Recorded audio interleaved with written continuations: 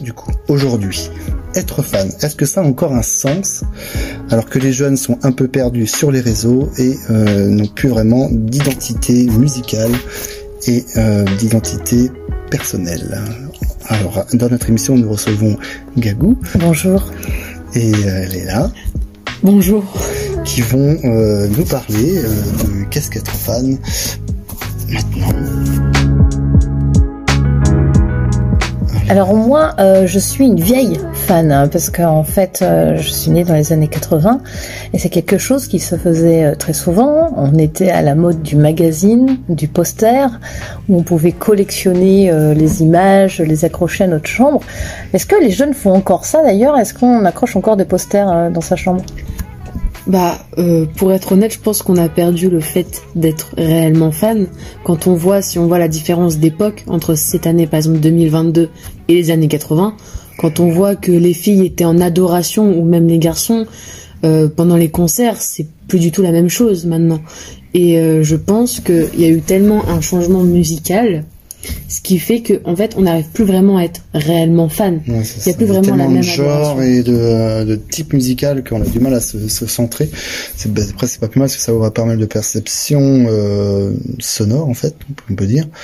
Et pour revenir à ton sujet, le fait de poster, c'est vrai qu'on a perdu le support papier déjà. Il n'y a plus beaucoup. Nous, on allait encore à la librairie chercher. Des OK Podium. Ouais, moi c'était plutôt les trucs de jeux vidéo où on avait encore le poster à interpage, mais ça c'est fini, plus le support papier. Les jeunes n'achètent plus de magazines. J'en achète pour ma part. Ok. Encore des magazines. Ouais. Tu peux toujours se choper des posters sur Amazon. C'est riche. Mais maintenant, quand on voit que à la place d'avoir un poster dans ta chambre, t'as plus ta star en fond d'écran. C'est vrai. C'est ça. C'est plus souvent ça. Ou alors, au lieu d'un poster, tu suis ta star sur des réseaux sociaux. Mais alors l'apparence physique est représentative quand il y avait en première page ou maintenant sur les réseaux. Est-ce que ça joue beaucoup aussi sur le côté d'être fan? Est-ce que c'est un côté où on avait envie d'être de cette personne parce qu'elle était jolie, elle avait un charisme? Est-ce que c'est encore représentatif aujourd'hui ou c'est juste être fan vraiment pour ce qu'elle fait, ou est-ce que ce qu'on aimerait être comme elle?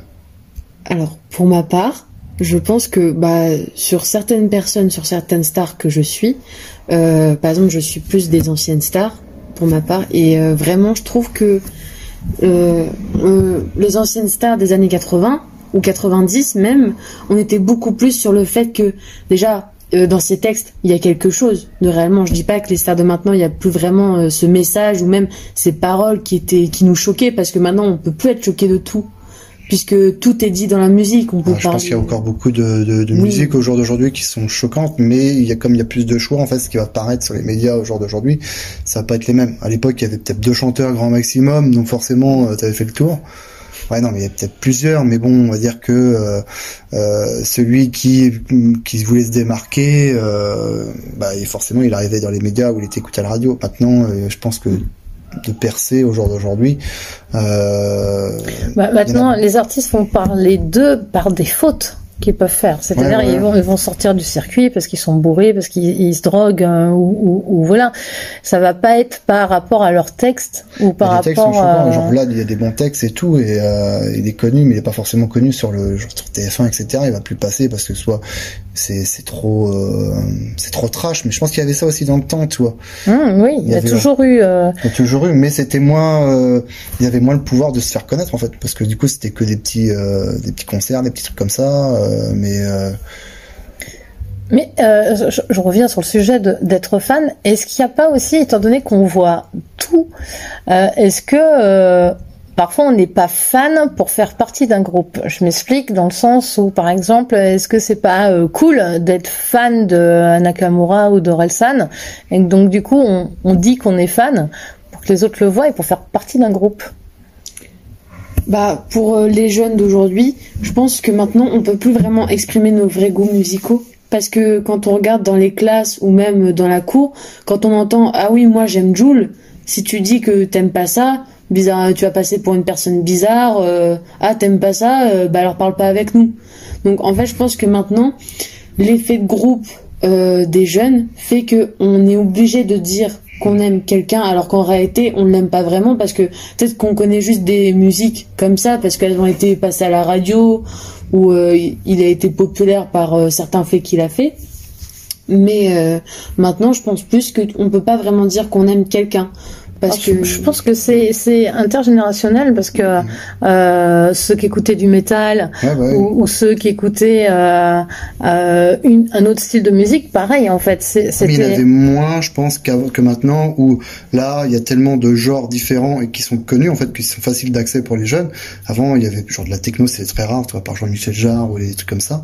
Maintenant, comme on a accès à beaucoup de diversité, les jeunes se divertissent. Ils vont dire, moi je suis plus dans le rap, je suis plus et du coup, ça crée plein de groupes différents.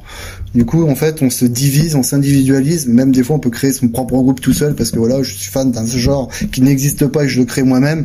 Et du coup, on arrive c'est ça les réseaux. Et du coup, après aussi le pouvoir de critiquer facilement. Et avant, il n'y avait pas tout ça. On est dans une musique consommatrice, alors qu'avant, en fait, on pouvait plutôt s'attacher à un style de musique, voire à un chanteur ou une chanteuse, alors que là, en fait, moi personnellement, quand j'essaie d'écouter de la musique actuelle, il y en a tellement que je ne retiens aucun. Je peux pas citer plus de 5 chanteurs ou chanteuses connus, quoi, actuels. Non, c'est parce que tu n'écoutes pas non plus la radio. C'est la radio. Je l'écoute, mais en fait, ça passe en boucle. C'est vraiment du tapage, voilà. Mais je trouve ça dur d'être fan. Alors je pense toujours à Orelsan parce que je pense qu'il est, il représente quelque chose, et voilà. Mais je trouve ça dur en fait d'aimer. Moi j'étais fan de Michael Jackson, et le fait d'être fan, c'est aussi, moi j'avais l'impression qu'il me comprenait. Il y a des chansons qui ont été là quand j'étais triste. Il y a des chansons qui ont été là quand j'étais joyeuse. Voilà, j'avais des posters plein ma chambre. D'ailleurs, j'ai plein de trous dans les murs de ma chambre. Et en fait, c'est la personne dont on est fan, elle nous accompagne souvent quand on est ado aussi dans notre construction. Voilà, et il a toujours été là. La construction de l'identité. De notre propre identité, en fait, on se réfère à. Toi, est-ce que tu as été fan d'un groupe? Moi, j'avais été fan d'IAM. J'essaie de remonter plus tard. Michael Jackson, ouais.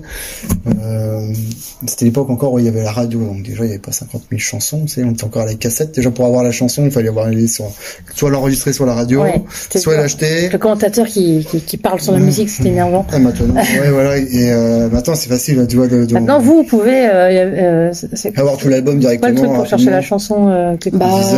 Deezer, Spotify, YouTube maintenant. Elle parle de. C'est le truc. Ah oui, Shazam, ouais. Pour rechercher. Ouais, voilà. Ouais.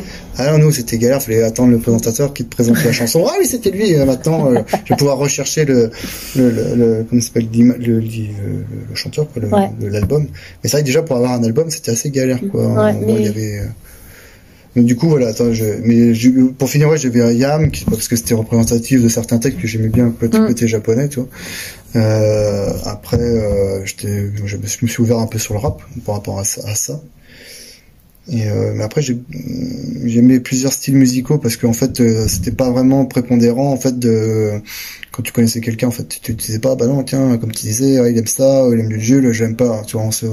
On était peut-être plus ouvert maintenant parce qu'on disait bah tiens au pire t'écoutes genre de la techno, bah moi c'est pas grave, vas-y fais-moi écouter. Bah tiens en fait ça nous a amené à dire bah tiens j'ai un pote, en fait lui il a amené sa passion de sa musique et ça a amené un plus que juste d'écouter, de dire bah en fait j'aime pas parce que t'as juste la musique. Je suis assez surprise de ce que tu dis parce que je trouve que les jeunes sont assez éclectiques, c'est-à-dire que en fait ils ont un tel choix qui leur est offert à eux de musique tellement différente qu'en fait je me rends compte à chaque fois que je demande aux jeunes, chaque fois ils me disent j'écoute de tout. Toi, si je te demande qu'est-ce que t'écoutes, j'écoute de tout. Voilà, t'écoutes de tout, que ce soit. Du coup, t'es fan de quoi alors? Bah, par exemple, années 50, années 60, 70, 80, 90. Mais qu'est-ce que t'arriverais à me vendre le plus, on va dire? Genre, si je sais pas, il y a quelqu'un, t'arriverais à convaincre de dire ouais, mais écoute ça parce que c'est vraiment ça qui me donne envie. Il y a, par exemple, ce qu'on pourrait exprimer tes émotions en fait sur ta musique. Moi, c'est ça que il y a certaines musiques, je sais pas, moi j'adore la trance, ça a déjà parlé, c'est la musique, la psytrance, parce que en fait c'est des rythmiques sans paroles, parce que moi je porte pas trop les paroles, en fait ça dépend sur quoi je fais, mais je sais pas, quand on veut être relax. C'est plutôt des ambiances. Voilà, c'est plus une musique d'ambiance et tout. Après voilà, j'aime bien quand ça bouge parce que ça me permet de me bouger les fesses, de faire du ménage, comme ça. C'est une musique en fait où tu retrouves une intensité émotionnelle en fait quand tu écoutes de la musique. Et je le retrouve maintenant dans cette musique là. Après il y a des musiques à texte aussi, mais là ça devient plus nostalgique. Tu sais, j'adore des musiques à paroles nostalgiques, du rap nostalgique, je sais plus comment il s'appelle, L'Homme Pâle, ouais c'est L'Homme Pâle. L'Homme Pâle, tu vois, c'est des gros textes qui sont sympas et tout. Il a voilà. vraiment des textes. T'écoutes plutôt des textes, enfin voilà, où c'est un peu de tout. Je suis plus souvent sur des textes. Vraiment, c'est ce qui m'attire. Même si parfois j'aime aussi parfois avoir une ambiance. Même si par exemple si on prend une chanson en anglais, je connais pas les paroles, je pourrais pas te la traduire, mais au moins il y a quelque chose qui se dégage en fait. Et c'est ça que j'aime bien avec la musique, c'est que n'importe quelle langue, selon l'ambiance, selon comment c'est interprété tout, en fait, il y a un truc qui peut passer. Si on prend par exemple Billie Jean de Michael Jackson, tout de suite, tu comprends pas les paroles, mais tout de suite t'as l'ambiance qui vient. Et pourtant, tu comprends aucun mot de ce qu'il dit, mais t'es là, t'es en train de danser, tu te rappelles de certaines choses, ou alors juste t'es en train de t'ambiancer. Et c'est là que naît le yaourt. Voilà.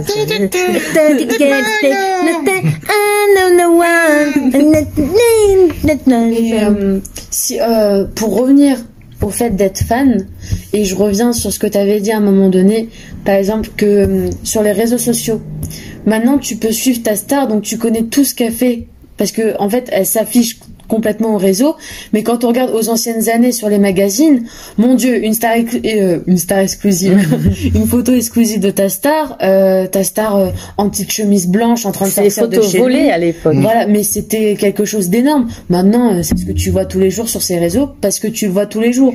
Mais alors que là, ta star à l'époque, c'était quelqu'un que tu voulais absolument tout connaître, et en fait le fait que tu pouvais pas tout savoir sur lui, c'est ce qui attirait, ça crée l'envie. Quoi.